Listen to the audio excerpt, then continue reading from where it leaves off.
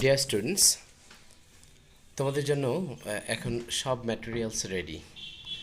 গ্রামারের সফিস্টিকেটেড গ্রামারটা হচ্ছে ড্যাংনি মডিফাইড, যেটার উপরে কোনো গ্রামার ছিল না, সেটা দেওয়া হলো তোমাদের সুবিধার্থে। আমার মনে হয় তোমরা সেটা খুব ভালো করে এনজয় করবা। Thank you very much. সালাম আলাইকুম dear students, as regular part of my teaching আমি তোমাদেরকে ইংলিশ গ্রামার শেখাচ্ছি। ইংলিশ গ্রামারের আজকে বিষয় হচ্ছে ড্যাংনি মডিফায়ার। ড্যাংনি মডিফায়ার অ্যাডমিশনের একটা সফিস্টিকেটেড গ্রামার, যে গ্রামারটা তোমাদের জানা খুব জরুরি। চলো আমরা সরাসরি বোর্ডে চলে যাই। ড্যাংনি modifier, let's follow the board.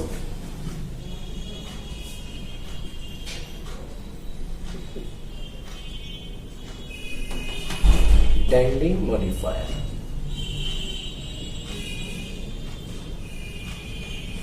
Dangling modifier তোমরা দেখতে পাচ্ছ বোর্ডের একদম উপরে লিখেছি ড্যাংলিং মডিফায়ার।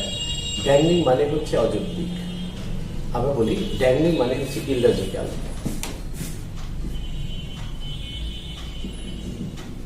ড্যাংলিং অর্থ অযৌক্তিক।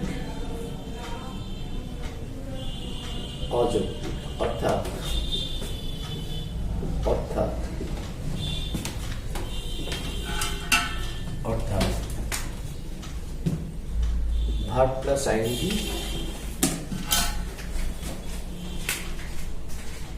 ভার্ব প্লাস আইএনজি অথবা ভিপিপি, ভার্ব প্লাস আইএনজি অথবা ভিপিপি যুক্ত ফ্রেজের, হ্যাঁ খেয়াল করো, আমি লিখছি ড্যাংলিং অর্থ অযৌক্তিক, অর্থাৎ ভার্ব প্লাস আইএনজি অথবা ভিপিপি যুক্ত ফ্রেজ, যে ফ্রেজটা থাকে সেই ফ্রেজের সাথে সাথে পরবর্তী বাক্যে সাবজেক্টের অমিল, সাবজেক্টের অমিল বা অযৌক্তিকতা।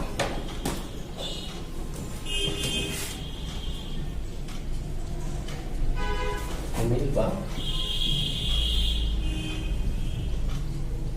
অযৌক্তিকতা। খেয়াল করো, আমি দুটো লাইনে লিখলাম। খেয়াল করার সময় যে ড্যাংলিং অর্থ অযৌক্তিক, অর্থাৎ ভার্ব প্লাস আইএনজি অথবা ভিপিপি যুক্ত যে ফ্রেজ আছে সেই ফ্রেজের সাথে পরবর্তী বাক্যের সাবজেক্টের অমিল, অর্থাৎ অযৌক্তিকতা। অযৌক্তিকতা মানে হচ্ছে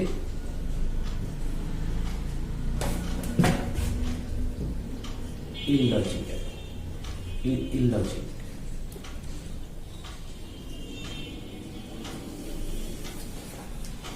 ইললজিক্যাল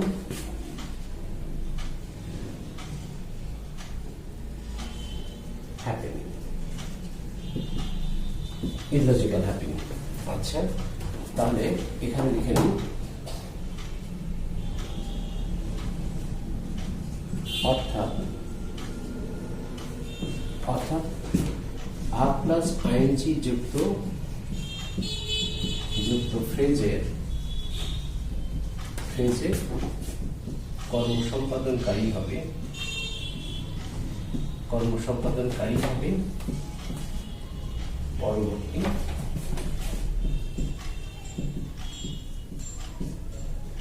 পরবর্তী বাক্যের সাবজেক্ট।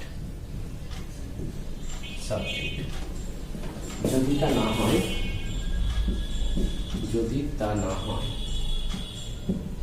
তবে বাক্যটি ভুল।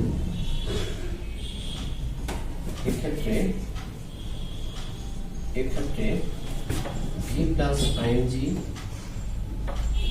যুক্ত কাজটি যে করছে সেই হবে পরবর্তী বাক্যের সাবজেক্ট। এক্ষেত্রে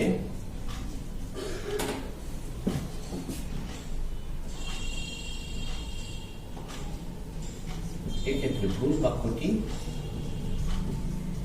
বাক্যটি বাক্যটি অ্যাক্টিভ থাকলে প্যাসিভ হবে এবং প্যাসিভ থাকলে ভুল বাক্যটি প্যাসিভ থাকলে অ্যাক্টিভ হবে। তাহলে খেয়াল করো, আমি নিয়ম কিন্তু তোমাদেরকে দিয়ে দিলাম। এখানে আমার অভিজ্ঞতা থেকে বা তোমাদের জন্য সহজ করে আমার যেটা বলার ছিল সেটা আমি লিখে ফেলেছি। দেখো যে ড্যাংলিং মডিফায়ার, ড্যাংলিং অর্থ অযৌক্তিক, অর্থাৎ ভার্ব প্লাস আইএনজি অথবা ভিপিপি যুক্ত যে ফ্রেজটা থাকবে শুরুতেই, সেইটার সাথে পরবর্তী বাক্যের সাবজেক্টের অমিল।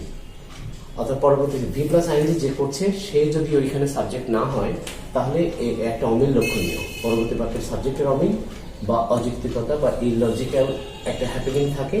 অর্থাৎ ভার্ব প্লাস আইএনজি যুক্ত ফ্রেজের কর্মকারী বা কর্ম সম্পাদনকারী, এখানে আরেকটু ক্লিয়ার করি, সম্পাদনকারী, তাহলে ভার্ব প্লাস আইএনজি যুক্ত ফ্রেজের কর্মসম্পাদনকারী হবে পরবর্তী বাক্যের সাবজেক্ট। যদি তা না হয় বাক্যটি ভুল। এক্ষেত্রে ভার্ব প্লাস আইএনজি যুক্ত কাজটি যে করছে সেই হবে পরবর্তী বাক্যের সাবজেক্ট। এক্ষেত্রে ভুল বাক্যটি অ্যাক্টিভ থাকলে প্যাসিভ হবে এবং প্যাসিভ থাকলে অ্যাক্টিভ হবে। এই টোটাল গ্রামাটিক্যাল সেন্সটা আমি এখানে লিখে ব্যাখ্যা করলাম, যেটা আসলে ড্যাংলিং মডিফায়ারে কখনোই ক্লিয়ার থাকে না, সেটা আমি ক্লিয়ার করার চেষ্টা করলাম। এটা জাস্ট থিওরিটিক্যাল। এখন আমি প্র্যাকটিক্যালি তোমাদেরকে উদাহরণ দিয়ে বুঝিয়ে দিচ্ছি, তাহলে আমার মনে হয় ড্যাংলিং মডিফায়ার তোমাদের কাছে সহজ হবে। তাহলে খেয়াল করো এখানে, তাহলে এখানে আমি আসলে আরেকটু উপরে লিখতে পারতাম, তো তোমরা একটু বুঝতে পারছো যে বোর্ডের মাঝখানে লেখা আছে, তো আমি নিচে এটা লিখে ক্লিয়ার করছি। যেমন একটা উদাহরণ, যেমন আমি যদি একটা উদাহরণ দিই,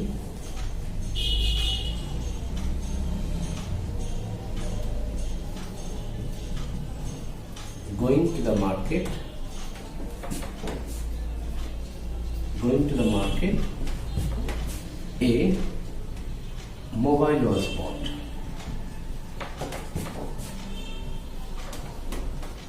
তো খেয়াল করো সুপ্রিয় শিক্ষার্থীরা, যে বাজারে গিয়ে একটা মোবাইল কেনা হলো, এটা আমাদের বাংলা সেন্সে মনে হচ্ছে ঠিক আছে, কিন্তু ইংলিশ সেন্সে বলবে যে না, এই বাক্যটা সঠিক নয়। এই কারণে যে গোয়িং টু দ্য মার্কেট, এই যে ফ্রেজটা আছে, এই ফ্রেজটা গোয়িংটা কে করছে, মানে বাজারে কে যাচ্ছে, সেইভাবে পরবর্তী বাক্যের সাবজেক্ট।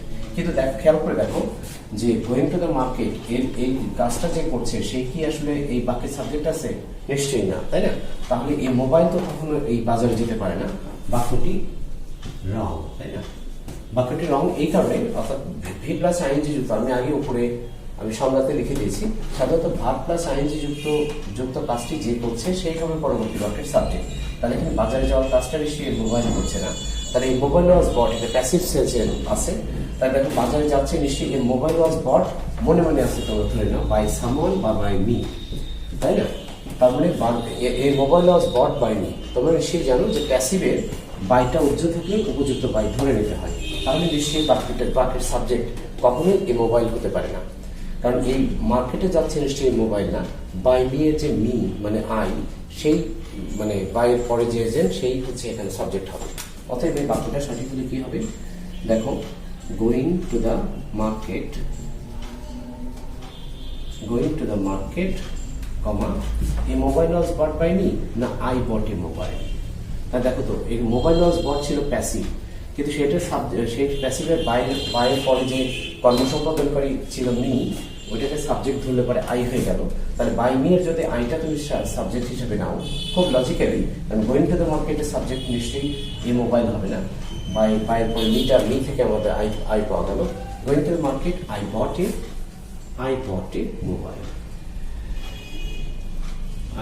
এ মোবাইল। তাহলে নিশ্চিত তোমরা যে একেবারে ক্লিয়ার হলো। অর্থাৎ দেখো, এটা ছিল রং, তাহলে এই রাইট বাক্যটা হলো যে কাজটা করছে, আইএনজি যুক্ত কাজটা যে করছে সেই পরবর্তী বাক্যের সাবজেক্ট। দেখো তাহলে going to the market, I bought a mobile, এটা সঠিক বাক্য। কিন্তু এই মোবাইল কখনো সাবজেক্ট হতে পারে না, কারণ বাজারে যাওয়ার কাজটা নিশ্চয়ই এই মোবাইল করতে পারে না, বাজারে যাওয়ার কাজটা আই করতে পারে। অতএব এখানে আমরা উপযুক্ত একটা বাই সামওয়ান অথবা বাই মি এটা ধরে আমরা এইটাকে চেঞ্জ করে নিলাম, তাই না, সঠিক বাক্য করে নিলাম। তাহলে সাধারণত ভার্বের সাথে আইএনজি যে কাজটা করছে, বাজারে যে যাচ্ছে, সেই সব পরবর্তী বাক্যের সাবজেক্ট। তো সেটা না থাকার কারণে বাক্যটা ভুল ছিল। অতএব ওই ভুল বাক্যটা যখন প্যাসিভ ছিল, সেটা দেখো প্যাসিভের যে বাইয়ের সেন্স ছিল, সেই বাই যে ডুয়ার অর্থাৎ অ্যাক্টিভ ডুয়ার, সেই আইটাকে বসিয়ে দিলে পারি বাক্যটা সঠিক হয়ে গেল। অর্থাৎ দেখো কত লজিক্যালি এটা অ্যারেঞ্জ হয়ে গেল, যে বাজারে যাচ্ছিলাম আমি, কাজে আমি বা সামান হবে বাক্যের সাবজেক্ট। অতএব এটা প্যাসিভ থেকে বাক্যটা অ্যাক্টিভ হবে। তাহলে ভুল বাক্যটা প্যাসিভ থাকলে অ্যাক্টিভ হবে, আবার অ্যাক্টিভ থাকলে প্যাসিভ হবে। তার একটা উদাহরণ দিয়ে তোমাদের কাছে ক্লিয়ার করি। তো আমার মনে হয় যে এই প্রথম উদাহরণটা তোমরা লিখে নিয়েছো। আমার লিখে নেওয়ার পরে আমি এটা মুছে দেবো কিনা, নিশ্চয়ই মুছে দেওয়া উচিত, তাই না?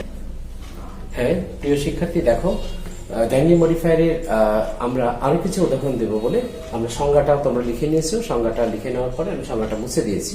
এখন তাহলে তোমাদের কাছে সংজ্ঞাটা তো নিশ্চয়ই আছে, আগের সংজ্ঞাটা তোমাদের মাথায় আছে।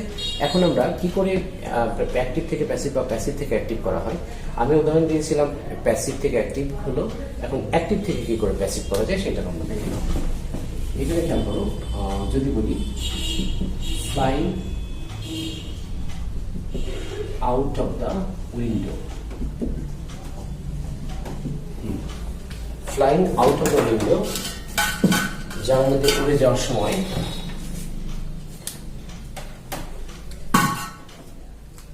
হ্যাঁ জানালা দিয়ে উড়ে যাওয়ার সময় I caught, CAUGST, I caught some papers. তাহলে খেয়াল করো এই বাক্যটি হচ্ছে রং। সবাই আমার সাথে একমত যে বাক্যটি ভুল। আচ্ছা কেন বলতো? কারণ তোমাদের আগে যে সংজ্ঞা লিখে দিয়েছিলাম, সাধারণত ভার্ব প্লাস আইএনজি যে করছে, এই ভার্ব প্লাস আইএনজি যুক্ত ফ্রেজের কর্মসংপাদনকারী হবে পরবর্তী বাক্যের সাবজেক্ট। দেখো সেটা কি আসলে সাবজেক্ট আছে? জানালাতে উড়ে যাওয়ার সময় আমি কিছু কাগজ ধরলাম, তার এখানে মনে হচ্ছে আসলে বাংলা সেন্সে, আমি আবারও বলছি বাংলা সেন্সে মনে হচ্ছে আমাদের বাংলা কথাটা ঠিক আছে, জানালাতে উড়ে যাওয়ার সময় আমি কিছু কাগজ ধরলাম।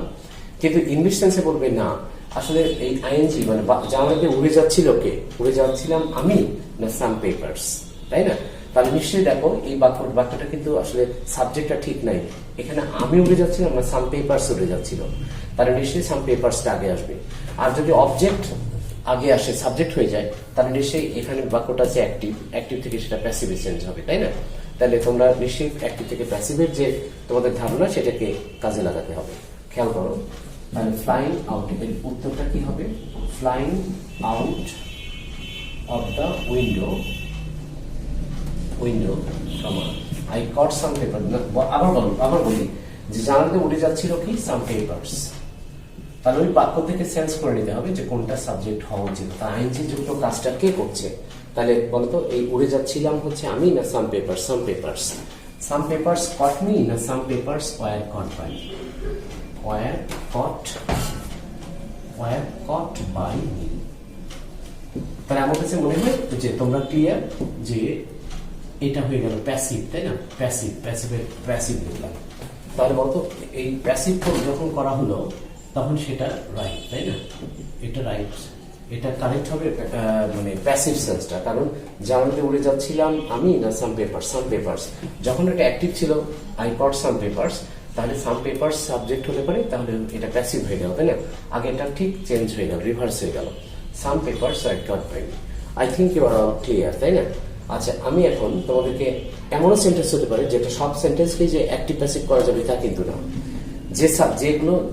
যে সমস্ত ট্রানজিটিভ ভার্বে পরে অবজেক্ট থাকে অথবা প্যাসিভ থাকে সেটাকে অ্যাক্টিভ প্যাসিভ করা যায়, কিন্তু সব বাক্যে তো মানে এখানে ট্রানজিটিভ ভার্ব নাও থাকতে পারে, অর্থাৎ সব বাক্যকেই অ্যাক্টিভ প্যাসিভ করা যায় না। তাহলে এই ধরনের সেন্টেন্স হলে কিভাবে কি করতে হবে সেটা আমি তোমাদেরকে একটু দেখাচ্ছি। খেয়াল করো সবাই, আমি এটা মুছে দিলাম, মুছে না থাক, এর পাশাপাশি আমি তোমাদেরকে আরেকটা সেন্টেন্স দিই।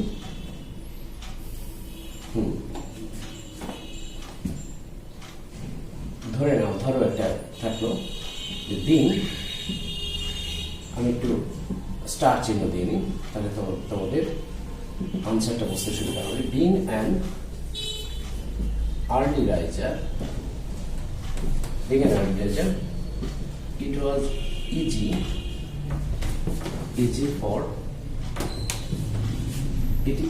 easy for Nita to adjust her schedule, schedule, তাই না? এটা ব্রিটিশ বা আমেরিকান সেন্সে স্ক্যাজিউলও বলে, আবার শিডিউলও বলে। তাহলে খেয়াল করো যে being an early raiser, it was easy for Mita to adjust her schedule. তাহলে সকালে ঘুম থেকে ওঠা ব্যক্তি হওয়ার কারণে এটা মিতার পক্ষে সহজ তার শিডিউলটা অ্যাডজাস্ট করা। তারপরে হচ্ছে অনেক বড় শিডিউল, তাহলে সেই শিডিউলটাকে অ্যাডজাস্ট করা তার জন্য সহজ, যেহেতু সে আর্লি রাইজার, তাই না? যে আর্লি, তার নিশ্চয়ই এই বাক্যটা পড়ার পরে আর বাক্যটা দেখো it was easy for Mita to adjust, এই বাক্যটাকে অ্যাক্টিভ প্যাসিভ করা যায় না, কারণ এই বাক্যের মধ্যে সেই সাথে ট্রানজিটিভ ভার্ব প্লাস অবজেক্ট ওই সেন্সটা নাই। তাহলে তোমরা কি করতে পারো, এই বাক্যটাকে পরবর্তী বাক্যের সাবজেক্ট যে কাজটা করছে তাকে সাবজেক্ট বসিয়ে ওইটাকে রিঅ্যারেঞ্জ করে নেওয়া যেতে পারে, তাই না? অর্থকে ভালো করে খেয়াল করে তোমরা এখানে দেখো being an early raiser, being an early raiser, বলতো বিং অ্যান আর্লি রাইজারটা কে? নিশ্চয়ই ইট সাবজেক্ট হতে পারে না। আরেকবার দেখো, বিং অ্যান আর্লি রাইজার, সকালে ঘুম থেকে ওঠা ব্যক্তি হওয়ার কারণে it was easy for Mita to adjust her schedule, মিতার পক্ষে শিডিউলটা অ্যাডজাস্ট করা সহজ। কিন্তু খেয়াল করো, এটা তো বোঝা যাচ্ছে আর্লি রাইজারটা হচ্ছে মিতা, কিন্তু এখানে সাবজেক্টে মিতা আছে না ইট আছে? নিশ্চয়ই it was easy for Mita to adjust, এখানে ইমপ্লিসিটলি এখানে বোঝাচ্ছে যে মিতাই হবে আর্লি রাইজার। যদি মিতাকে তোমরা এই বাক্য, তাহলে এই বাক্যটা নিশ্চয়ই ভুল ছিল, এটা রং, তাই না? রং। কিন্তু এই বাক্যটাকে তো আর অ্যাক্টিভ প্যাসিভ প্যাসিভ অ্যাক্টিভ করা যাবে না। তাহলে মিতা যে কাজটা করছে বিং অ্যান আর্লি রাইজার, তাকে এখানে সাবজেক্ট বসিয়ে বাক্যটা রিঅ্যারেঞ্জ করতে হবে। তাই এটা খুব সিম্পল একটা কাজ। দেখো বিং অ্যান আর্লি রাইজারটা কি? মিতা। তাহলে বলতো মিতা, ইট ওয়াজ ইজি ফর মিতা, এটাকে যদি আমরা টু অ্যাডজাস্ট, এটাকে যদি আমরা রিঅ্যারেঞ্জ করি, মিতাকে সাবজেক্ট ধরি, তাহলে বোঝা যাচ্ছে যে it was easy for Mita to adjust, মানে মিতার পক্ষে অ্যাডজাস্ট করা সহজ। তাহলে মিতা ইজিলি অ্যাডজাস্টেড, বলতে ইজিলি, ইট ওয়াজ ইজি, যেটা পাস্ট ছিল ওয়াজ, সেই কারণে অ্যাডজাস্টেড পাস্ট ফর্ম হবে অ্যাডজাস্টেড। তাহলে বলতো মিতা ইজিলি অ্যাডজাস্টেড, বলতো ইজি অ্যাডজাস্ট হয় না, অ্যাডজাস্ট যখন ভার্ব হলো তখন ভার্বের সাথে অ্যাডভার্বের সম্পর্ক। তাহলে ইজি অ্যাডজাস্ট না ইজিলি অ্যাডজাস্টেড? নিশ্চয়ই ইজিলি অ্যাডজাস্টেড। তাহলে being an early riser, Mita easily adjusted her schedule, তাই না? তাহলে আমার মনে হয় এটা সঠিক। তাহলে তোমরা খেয়াল করো প্রিয় শিক্ষার্থী, তোমরা খেয়াল করো it was easy for Mita to adjust, এইখান থেকে আমি পেলাম মিতা ইজিলি অ্যাডজাস্টেড। তাহলে এই যে সেন্টেন্সকে অ্যারেঞ্জ করার একটা ক্ষমতা, সেটা নিশ্চয়ই সেন্টেন্সকে বোঝাপড়ার ভিতর দিয়ে তৈরি হয়, তাই না? তাহলে আমার মনে হয় তোমরা যে অ্যাক্টিভ প্যাসিভ অথবা প্যাসিভ অ্যাক্টিভ যেটা করা যায় সেটা সেভাবে করা যেতে পারে, আর যেগুলো করা যেতে পারে না সেখানে উপযুক্ত সাবজেক্টটা, অর্থাৎ যে কাজটি করছে তাকে লজিক্যালি সাবজেক্ট বসিয়ে ওই বাক্যটা রিঅ্যারেঞ্জ করে করা যেতে পারে, তাই না? It was easy for Mita to adjust, এটাকে যদি মিতা সাবজেক্ট ধরতে পারে, মিতা ইজিলি অ্যাডজাস্টেড। আবার খেয়াল করো, যদি it is easy to easy for Mita to adjust হতো, ইট ইজ ওয়াজের পরিবর্তে যদি এখানে ইজ হতো, তাহলে নিশ্চয়ই মিতা ইজিলি অ্যাডজাস্ট হতো, তাই না? প্রেজেন্ট হলে পারে নিশ্চয়ই ভার্বটা প্রেজেন্ট হবে, আর ইট ওয়াজ ছিল বলে এখানে ভার্বটা অ্যাডজাস্টেড হয়ে গেল। I think your job is done, তাই না? এখন তোমাদেরকে করতে হবে কি, সেটা হলো তোমরা ক্লিপসে, CLISS, ক্লিপস মানে টোফেল বই, TOEFL, এই টোফেলের ক্লিপস বইতে 216 পৃষ্ঠাতে 16 পৃষ্ঠায় এক্সারসাইজ যেগুলো আছে, এক্সারসাইজ করলেই করতে হবে। হ্যাঁ, তাহলে টোফেল বইয়ের মানে ক্লিপস, টোফেল হচ্ছে বইয়ের নাম, ক্লিপস ইজ রাইটার। তাহলে টোফেলের ক্লিপস লেখকের 216 পৃষ্ঠাতে তোমরা এক্সারসাইজ দেখতে পাবে। সেই এক্সারসাইজটা করলেই তোমাদের এই বিষয়টা ক্লিয়ার হবে। তা ল্যাঙ্গুয়েজ মডিফায়ার অনেক গুরুত্বপূর্ণ একটা বিষয়, যেটা তোমরা সহজেই বুঝতে পারলা আমি মনে করি। তোমরা একটু বারবার ভিডিওটা ইউটিউবে দেখে নিও এবং অবশ্যই বেল বাটন আইকন প্রেস করে আমাকে সাবস্ক্রাইব করে নিও। সাবস্ক্রাইব নিলে যতটা আমি আপডেট দেবো তোমরা সবগুলো দেখতে পাবে। Thank you dear students, this is all for today.